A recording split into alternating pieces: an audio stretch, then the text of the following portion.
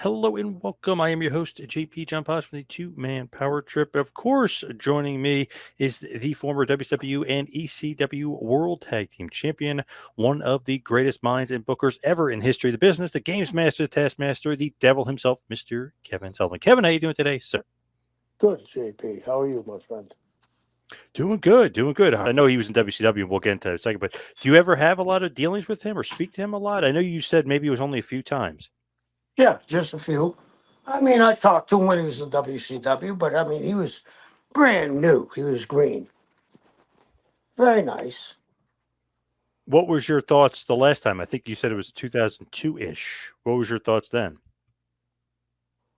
Well, I didn't talk to him except to say hello, and they invited me to WrestleMania in Miami. What year was that? Oof, I don't even remember what year that was. God, that was a while ago. Yeah, I was just to say hello. How you doing? Glad to have you. Blah blah blah. Do you think with what he's doing right now and everything, is that because there is no Vince?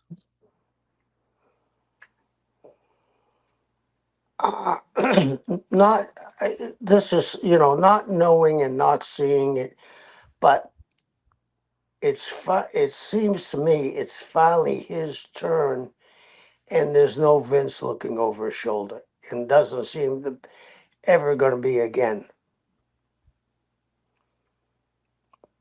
It seems like when you look at like the Vince booking, he would always change his mind, right? You always hear the stories of kind of like, oh, I don't like this week. Oh, but Vince, that doesn't make sense. What we did last week. I don't see that much with Triple H. I don't know if you've noticed like a lot more continuity with H. Oh yeah, he's got a pattern that he's following, and it makes sense. You even like it better than Austin McMahon. You like it better than the NWO. Do you think that you need to end Here's it? the thing. What? Do you think you need to end it though, like the Bloodline, Okay. before it gets to the point? Okay. I saw a list of what Roman Reigns has done 8 times. This is his eighth main event to WrestleMania. Yep. His merchandise is through the roof. Drew the biggest houses in the history of WWF, right? Why would you get rid of it? It's strong. It's strong and huge, isn't it? Oh yeah, but so was the So NWO. why would? So what? So was the NWO. Like, yeah, you have to know when to end it though, right? Well, there's a difference. How many guys are still in the bloodline? Right now, there's four. What was there with originally? Four. Yeah, pretty much. Yeah. Do you see bloodline T-shirts on anybody else? Nope. What did the NWO have? They had two Too many members. factions Yep. and too many members. Why would you get rid of something that's drawing all that money? It's funny that we as wrestling fans, when something gets over, we want to end it. I don't understand that. The Rock has come in and breathed new life into this thing. If he turns babyface and goes with Cody, they'll draw nothing but money. If he stays heel and wrestles Cody at SummerSlam, they're going to have a huge. Here's the thing: if you had a manager for 3 years, brought you the won the World Series mostly in a 4-game sweep, sold out like the Red Sox did one year, sold a couple of years, sold out the stadium every seat for 3 years, had the biggest amount of merchandise ever sold. Would you break up the team? I would not. Okay, Nope. so why are we in such a rush to get rid of the bloodline? I'm not. I'm just curious if like an end game before it gets to that NWO level Oh, where they it gets to be they too much. You know what I mean? they have. Well, how is it too much? I don't understand how people come up with it's too much. They sell $22 million for WrestleMania the first day. Oh yeah. Uh, is that an indication that the people are tired of it? No, I don't think they are. Okay, so where do we come up with this idea? And you're not, and I'm not saying it's you. I mean, a lot of people that I admire think the same thing. But if you're drawing the biggest amount you ever had, I think Hunter's so smart that he has a way it's going to evaporate, but it ain't going to evaporate at WrestleMania. I hope not. Well, where would you go? Where would you go? That's the thing. I don't know. That's why I would have Roman win at Mania. I don't know about you, but I would have him win to keep this thing going. Here's the thing, and I'm a heel guy. I don't know if Cody can take another loss at WrestleMania, especially with his mother involved. They've made her, you know, a Dusty surrogate, and rightfully so. I would like the finish to be Cody goes over by maybe The Rock, Cena and Austin come out and cause a commotion, and Cody slips over. Roman gets on his ass. Mama Rhodes jumps on Roman. Roman, not knowing who's on his back, flying mirrors him over. She hits her head in the concrete and is carried out in a stretcher. Roman can say, I didn't know it, who it was. I certainly wouldn't have done it. Then you got a real story to come back in. And then you could come back. But I think when Roman gets defeated, we're going to see Roman go away and rest for a while. He did say he'll be gone if he loses. He said, "I'm gone if I lose." Well, here's the thing. We all forget he had leukemia twice. I mean, he's conquered up. And while he's been this hugely successful, he's conquered a very hard disease. I think he's done an amazing job. Uh, I think that if he does lose and business goes down anyway, people are going to say they should have continued on. The same people that are saying Cody has to win, just like last year when they said he has to win. I think you and I were the two people that say no, he can't lose, Roman. Right. You're saying that he can't lose. You may be right, but I think he just signed an extension, Cody, right? Yep. Does that mean they've made a deal this way to say, Cody, we're going to beat you at WrestleMania. We're going to give you X amount of money, and then you're going to get it. But let's be business and let's drag this out as long as we possibly can until it starts to slip. Or did they do this and saying, we're behind you 1,000%. We're going to put the belt on you. Roman's going to take a sabbatical for a while. I don't know. Yeah, tough to call, tough to say. I'm just thinking, like, you have to have an ending for it, just like a good movie. Yeah, you kind of need a good ending for it, but I don't think the ending is ready yet. Like, I feel like we got to wait a while for that because I feel like if it's so hot and Roman's doing so good and he's making so much business, if you make a change now, you might be headed down. I don't think you'd be headed up because I don't think there is any more way more to go further up. I feel like you got to just maintain with Roman, and then when it does slip, then he loses. Yeah, I personally think they always mention the elders, right? Yep. You have that. You have so much. I mean, per capita, there's probably more Samoans and island guys in the Hall of Fame than any other nationality or race, right? Wouldn't you think that? I would think with all those guys, yeah. It's like in football, 15. I think it's. I know I don't have the figures right, so no one quote me on this. I think the chances to play American football, if you're in the United States, are 1 in 3,000. If you're Samoan, it's 1 in 15. Really? Yeah, Wow. Wow, because that's crazy. how small the populace is there. Right, and they mostly do that, and they mostly move over to that. Yeah. Yep. Yeah, yeah. So When you when go you ahead. look at Triple H and just his booking and just what he's able to do you think that's kind of like going all the way back to where he's from? Like, okay, he started very early 90s, 92. He's wrestling, but is it because of the Killer Kowalski school, or is it just Absolutely. Oh, it is, okay. That's because 'cause I'm trying to think, like, some guys have it, some guys don't. He's very old school in temperament, but when you go all the way back, do you kind of attribute it to him being old school and coming up with Kowalski? Yeah, I think that he was a wrestling fan. He saw how things were done in the past. He's brought old school into the present.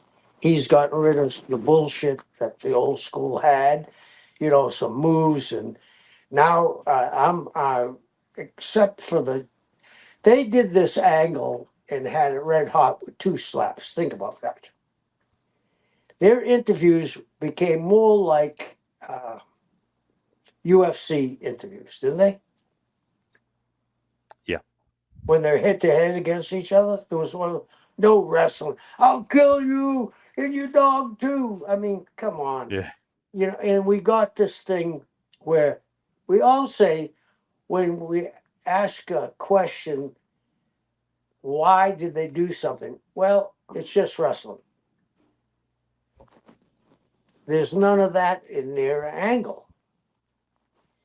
Even the Easter eggs they laid, Austin and this trying to say that there were no Easter eggs. That's bullshit. A guy like Hunter doesn't do that by accident.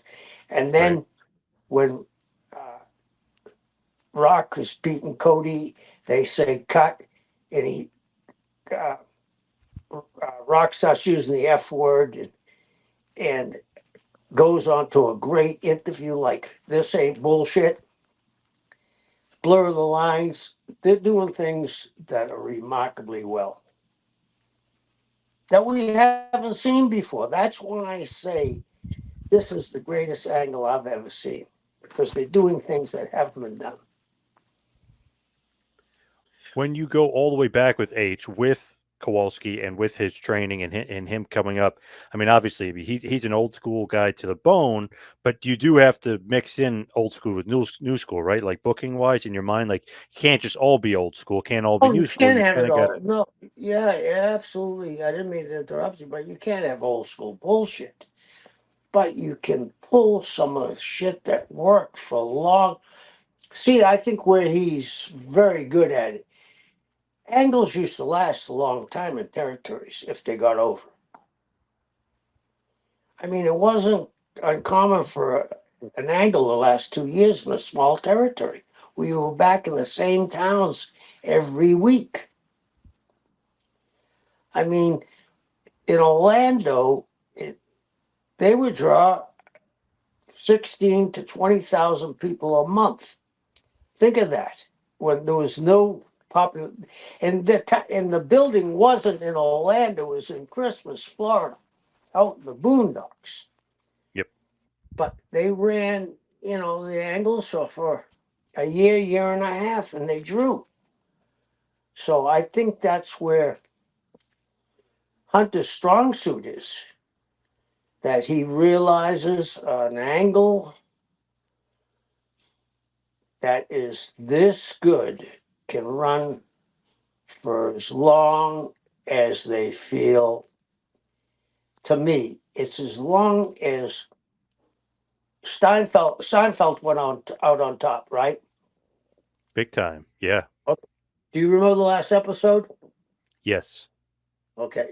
Do you know what Larry David's getting in the last episode? No, well, it was got to be in the millions here.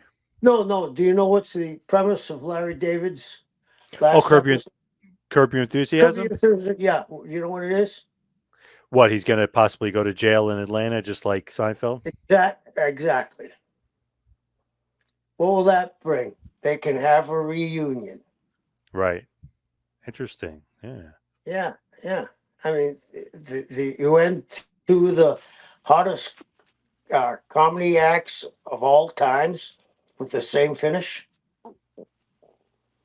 Don't tell me you won't see them in the jail together, bumping into one another. Right. They're definitely teasing something. Yeah. Yeah, Yep. yeah.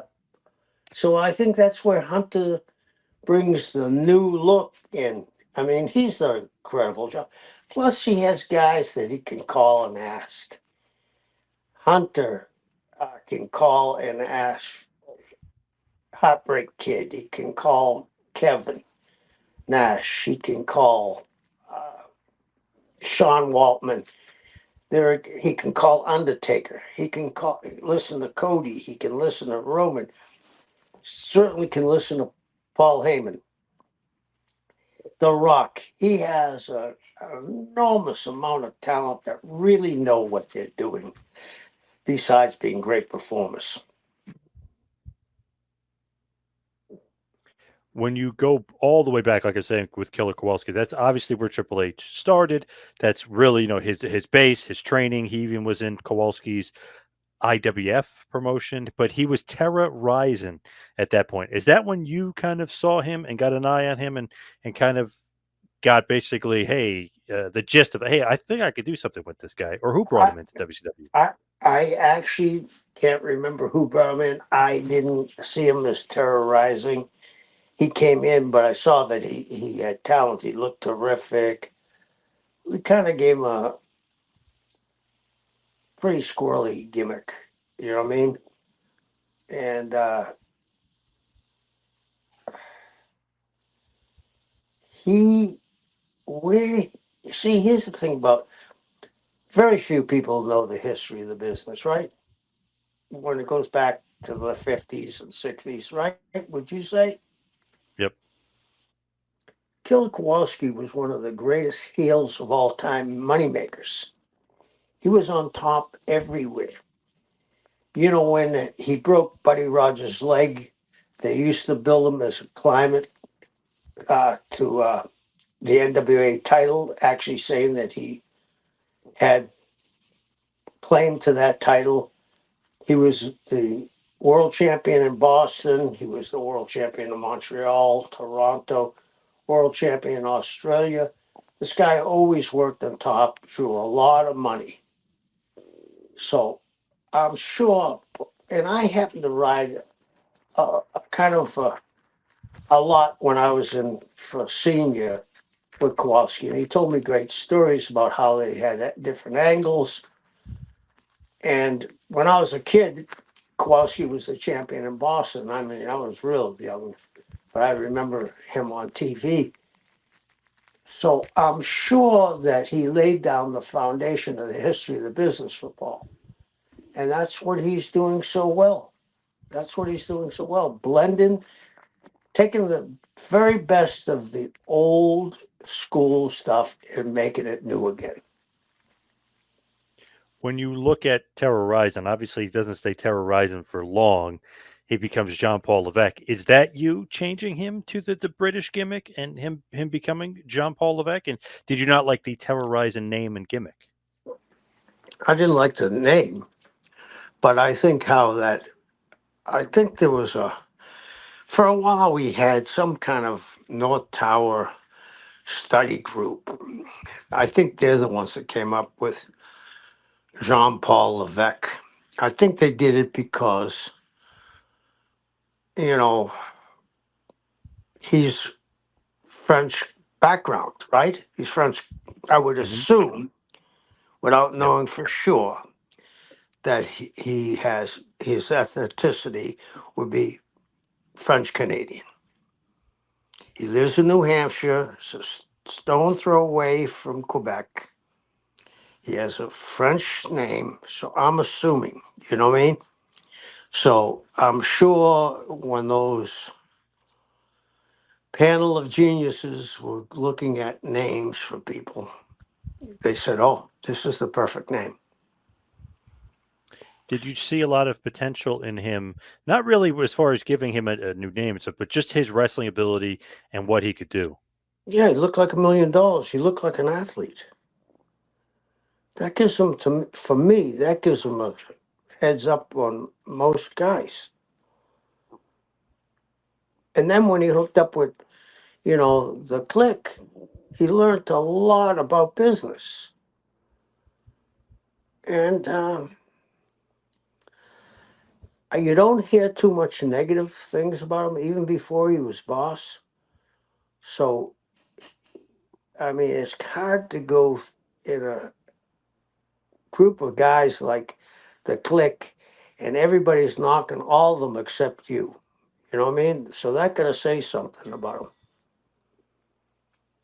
When you look at Triple H or John Paul Levesque at this point, he wasn't really in WCW for that long. I know there was the joke that Alex Wright taught him how to work because they had that little brief feud and Starcade and Alex Wright beat him and stuff like that. Did you ever think that in your mind, like, hey, this young kid is really teaching Triple H how to work? I mean, was that ever a thought, or did you think maybe the other way around? I never thought that at all. Never. Put them That's together funny. because it's that all the bullshit you hear Mhm. that people said that Jim Barnett had something to do with Alex Wright because there was sexual innuendos there. That's such bullshit. How do these people come up with this shit? That is a Because it weird comes one. out, Yeah, because it comes out of their mouth. It's true. very weird. Yeah, yeah, and then saying that they were put together for Wright to teach Hunter how to work. Alex was a very good worker. I think we put them together basically because they were young guys, looked good, and they would have a very, very good match on the pay per view. So I just can't stand these people that shoot shit out of their mouth because they're sleuths. Get them goddamn magnifying glass. Well, Triple H obviously was not long for WCW. Kind of Alex Wright's kind of the only real feud. I know, obviously, that's where he got a relationship with Regal. Regal helped him a lot. Obviously, Regal and him were kind of joined at the hip with that like Blue Bloods s gimmick. Do you think you wanted him to stay longer? Because it seemed like because of maybe the Kowalski influence, he wanted to go to WWF. It seemed like pretty badly. Oh yeah, I mean, who wouldn't? I mean, Kowalski, he grew up on WWF TV. Who wouldn't want to be up there? Who wouldn't want your family and friends to see you on that TV? I mean, he was a good-looking guy, was learning really how to draw money, and then he went up to a sweet position. You know, can't keep them down on the farm once they see the lights of Paris. You know,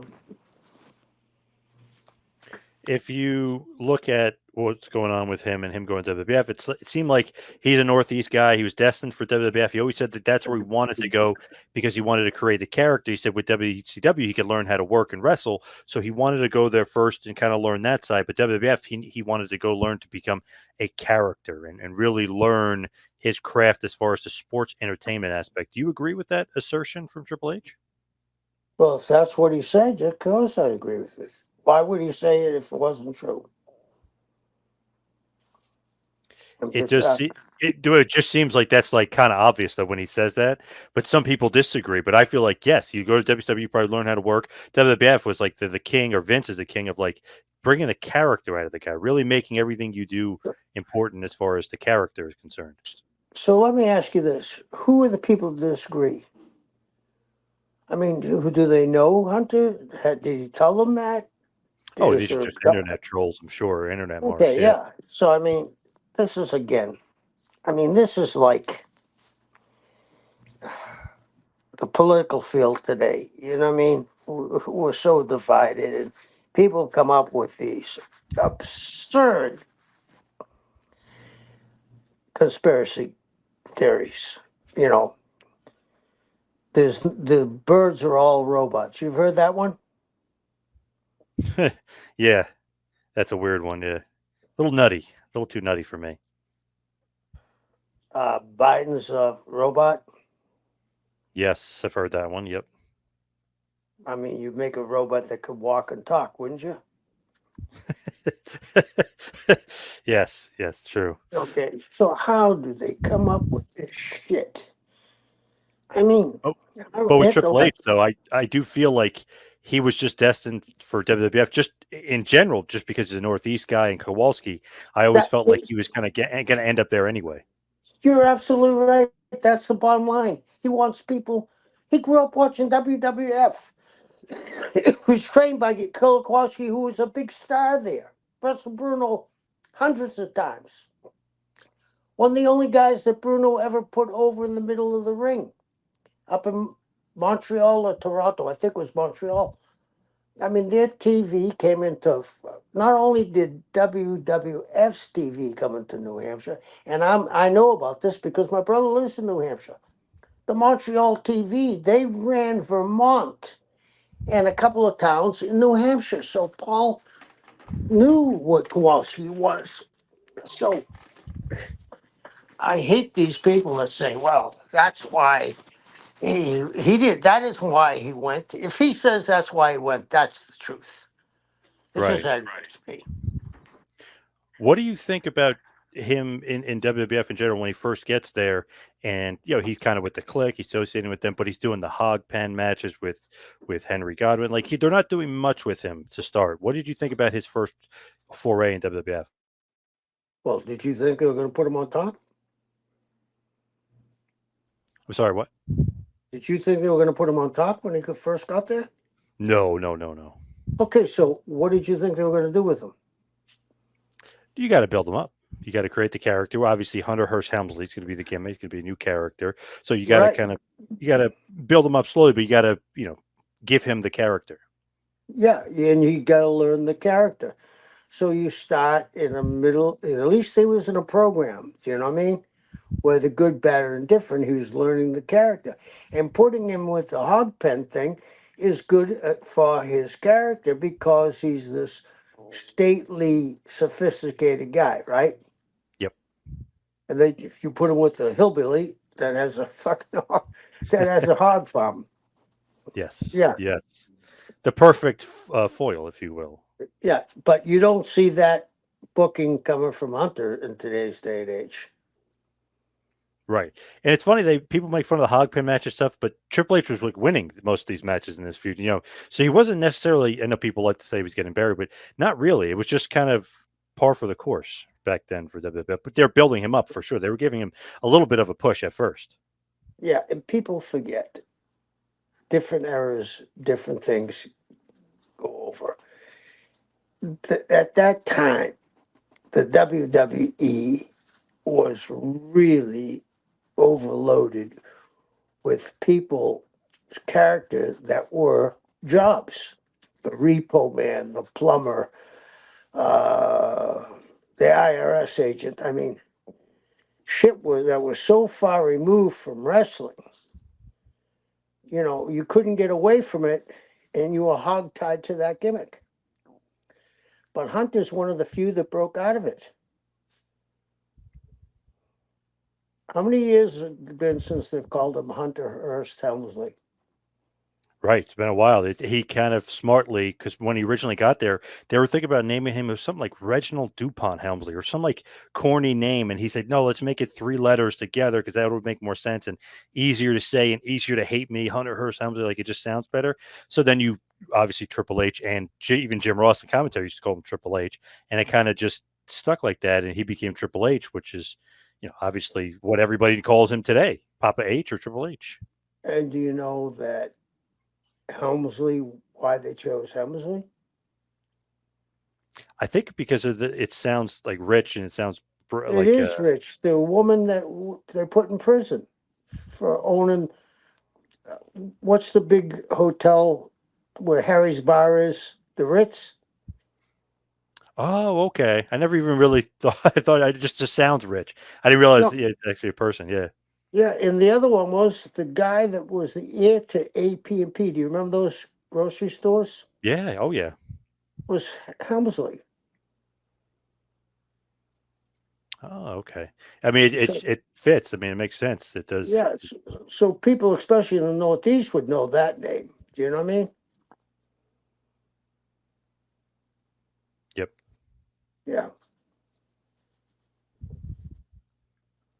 So with that, with just as far as him and Hog, if you will, Henry Godwin, then he feuds with Duke the Dumpster Drosy. So nothing huge, and not really pushing him on the card. And obviously, when he goes to WrestleMania 12, his first WrestleMania, he wrestles on Ultimate Warrior.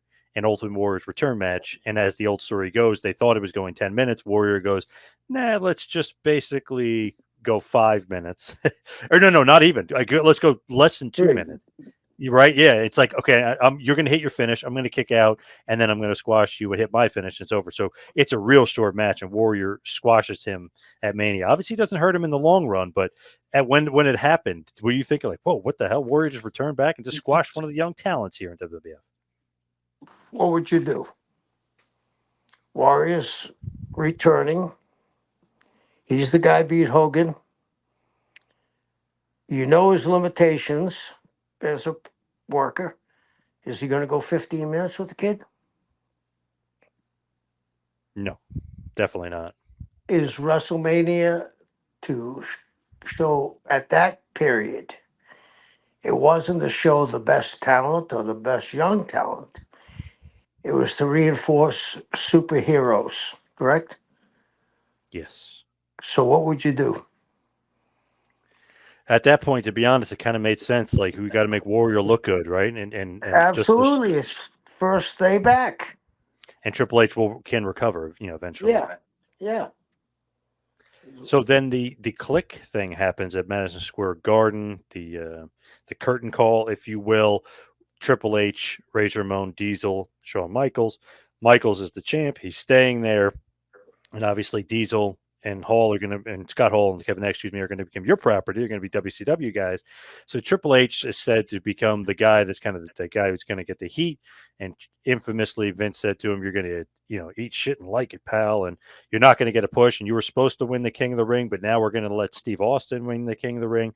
So he did get a little bit of a D push after that, after the curtain call. Do you feel like that was fair? That happened because they're not going to do anything to Michaels, and obviously Hall and Nash are gone. Do you think that was fair? Fair, Yeah. fair. Madison Square Garden. Broke kayfabe. The curtain call, they broke kayfabe. That's what I'm saying. They're lucky they didn't get fired. Different time and different era. And it's crazy if you think about it. He supposedly was going to win King of the Ring '96, so they cancel that, and then Austin wins. Thank God that happened because then we got Austin Yeah, 316, and you got the real guy who changed the business, the real top draw of the right. Attitude Era. You know what I mean? Like, thank God that happened the way it did.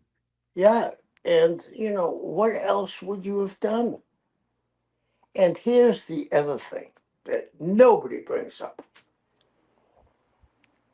Don't you think that when Kevin and Scott showed up, it strengthened WCW because they weren't phonies? Big time. There It might was have been a huge. little method to that madness, my friend. Yes. I agree. Totally agree. But it's funny. People say Triple H got, he got de-pushed.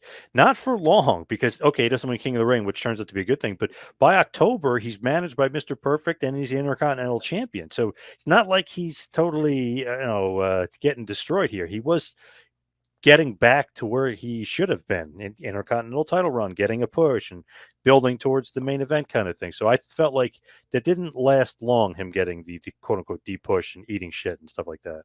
Yeah, yeah. I mean, he was the low guy on the totem pole and took the heat. And maybe that he took it and kept his mouth shut, they saw something in him too. And like you go forward, okay, so he starts feuding with Rocky Maivia, loses the IC title, but then basically he's gonna beat Goldust at WrestleMania, like kind of like on and off in the mid card, upper mid card, and getting a decent push forward. Then they bring in China to pair him with him as his bodyguard. Like they tried Mr. Hughes, they did different things, kind of very generically. But he said, no, let's bring in China to do something different, and that definitely helped him, right? I mean, China, no doubt about, helped Triple H. I would think so, yes. I would think so, for sure. She's different. She has a cool look. She Right. she's a female, but she's a bodybuilder. Definitely is one of those smart decisions by WB to not do the generic thing and give him Mr. Hughes as the bodyguard or somebody. I mean, to go completely different, I think helped Triple H. Yeah, I do too. Then eventually, with China, with Shawn Michaels, with Rick Rude, they create D-Generation X, which you could say obviously is a NWO ripoff in their own way, more like an immature version of the NWO, right? You would say that DX was? That was a good analogy, a mature version. Yeah. Did you think like, oh, this is ripping us off, or did you not really pay attention or care about D-Generation X and what they were doing? I thought they were very entertaining for the time. I thought they were very entertaining, but they weren't the NWO. It was an outside entity trying to destroy WWF. Do you think that Michaels and Triple H, and obviously they were part of the clique together, they're good friends, obviously took care of each other, but best friends, at points in their career. Do you think that elevates Triple H to be associated with Shawn Michaels at this point? Is that exactly what they're going Yes, for? Give him a little bit of the rub. absolutely, to give it a one up. I mean, wasn't at that time Sean looked upon as the greatest performer in the business? Pretty much, yeah. The icon that could still go. Yep. Yeah, yeah. So him being with Sean gave Hunter a rub. During that time period, obviously, Michaels will end up leaving after the quote unquote back injury and losing to Steve Austin WrestleMania 14. Then you have Triple H creating his own Degeneration X with the Road Dogg, Billy Gunn, China, and X Pac, who was fresh off being six of the NWO. So another person that's definitely helping out Triple H along the way is Sean Waltman, aka X Pac, because he gave DX legitimacy now that Michaels is gone. Hey, you got an ex NWO guy part of your group, so it made him legitimate right away to me. He's in two Hall of Fames. He's the only guy that's been in two groups, right? Hmm. That's been in the Hall of Fame. Gotta Am I love it. right? Yeah, Yeah, gotta love that. So yeah. DX becomes solidified, but then who are they going to feud with? They feud with The Rock again, and and the Nation of Domination. So it seemed like The Rock and Triple H again destined to feud for a while. Like in '97, they feud again, feuding in '98. I mean, in '99, they just keep on feuding here with each other. Do you like the chemistry and the feuds between The Rock and Triple H? Who is it's very on record with so many guys, including themselves. They hated each other behind the scenes, but in the ring they love working with each other. Yeah, yeah. That happens more frequently than you think. Guys that don't get along behind but can Right, wrestle. right. Strange because it always seemed like Rock and Triple H were on the same page. They had great chemistry. And then when you start hearing these reports and even them interviewing about themselves saying, yeah, we hated each other, it was competition. And we just, Triple H apparently was maybe sandbagging him a little bit creatively, and so was Shawn Michaels. I mean, you hear all these stories that they just hated each other behind the scenes. Yeah, I'm sure that happens. It's very competitive. Eventually, of course, Triple H would end up winning the world title the day after SummerSlam '99. So he beats Mick Foley, who became the champion the night before by pinning Steve Austin in the three-way. He eventually becomes the WWF champion. Do you think that is a good way? Like he wins it on Raw and he beats Mankind, but he doesn't beat Austin the night before. Do you think that was a great way to give him the world title? Because it felt, I don't know, it felt like it was a little bit weak. Like he just wins it the next night on Raw. He didn't beat Steve Austin. He's beating Foley, who was kind of just the in between champion at that point. I don't think they wanted to beat Austin. That's why it was a three-way. I'm not. I actually like three ways occasionally, but not for the title. Been a guy that's not the champion doesn't make sense to me. And it's funny, he loses when he loses the title, loses to Vince. I don't know if you remember that. Vince actually won the title for a week, and then he put it up at the Unforgiven six-pack challenge. Triple H wins it back, but yeah, Vince McMahon was the champion for about a week there. He Yeah, pinned I Triple remember H. that. Yeah, yeah, Weird times, weird times. I know people always joke around and say like, "Oh, the bad champion." Vince is. I know he was the most over guy, but it's kind of funny. It's like, really, Vince was the champ? What the hell? Albeit yeah, only for a week. yeah. So, of course, the McMahon Helmsley era is in full steam with Stephanie being paired to Triple H. They became love interests behind the scenes as well, which I think it's very well documented. Do you think that also led to the push, or do you think he deserved the push? Oh, he definitely deserves the push. You had a Mick Foley feud, obviously too. Royal Rumble 2000 was a great match. They end up fighting also in the big Hell in a Cell match at No Way Out, where Triple Yeah, H quote unquote ends his career. Do you think Foley is a lot to be because they did have a feud too in '97. They had a great feud where he was Mankind, then he was Dude Love, then he was Cactus Jack at one point, and Triple H was feuding with him all the way through. Do you think that Foley can be also be attributed to why Triple H got over so much? I mean, every step of the way, it seems like throughout his absolutely. journey, Foley's there. Yeah, absolutely. Mick is one of the greatest of all times. Yep. Would you put Rock and Foley as maybe his two best rivals? Yeah. Yeah.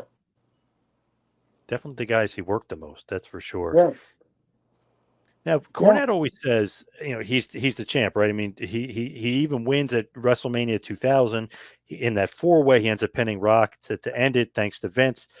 Do you think that WrestleMania, and obviously we've seen a big change, but years before we never saw this. Babyface has always won WrestleMania main event. Triple H changed that up. Do you think that's the way it should be? Do a little bit of storytelling, or should the babyface always win a WrestleMania? Because WrestleMania 2000, Triple H is the heel, and he ends up ending the show as the champ. How do you continue the story if people go home happy? You got to be good creatively to do it. You're right. Let me ask you this. Did Muhammad Ali draw a lot of money?